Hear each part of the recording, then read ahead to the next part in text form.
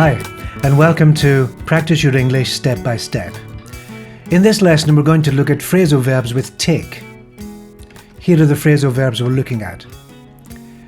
Take out, take after, take up, take on, take over. Often phrasal verbs have more than one meaning. So here we're going to look at some of the common meanings of these particular phrasal verbs. Take out means to take from a particular place. For example, I went to the library and took some books out. I took some money out of my bank account. He reached into his pocket and took out his phone.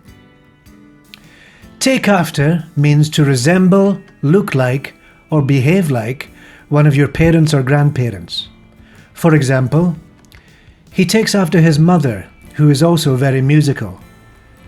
She has black hair and pale skin. She takes after her father in that respect. He takes after his grandfather in his artistic talents. Take up means to start doing a new hobby or activity.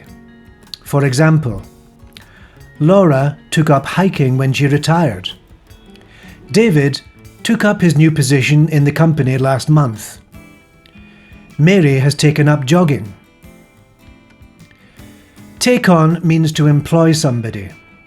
For example, the company will take on new staff next month.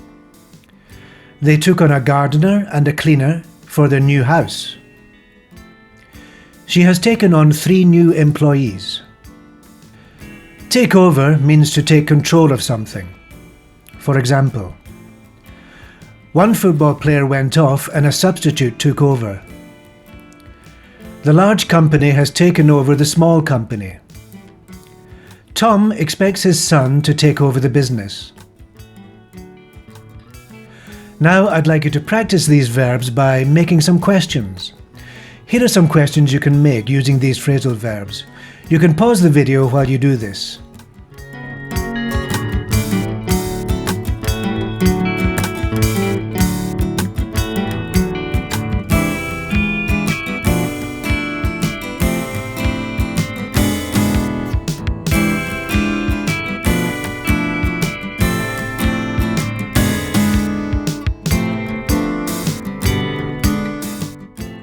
So, here are the questions with the phrasal verbs. Number 1. Do you take after your father or your mother in some things? 2. Do you prefer to buy books or take them out from a library? 3. What sort of hobbies do people take up when they retire? 4. When does a company usually decide to take on more workers? 5. Why do football players sometimes take over from other players during a match? If you'd like to practice more using these particular phrasal verbs, then you can try answering those questions. Remember that many phrasal verbs have different meanings depending on their context, so pay attention to context when you use them. So that's the end of the lesson. Remember, keep reading, writing, listening and speaking English. Keep practicing your English step by step.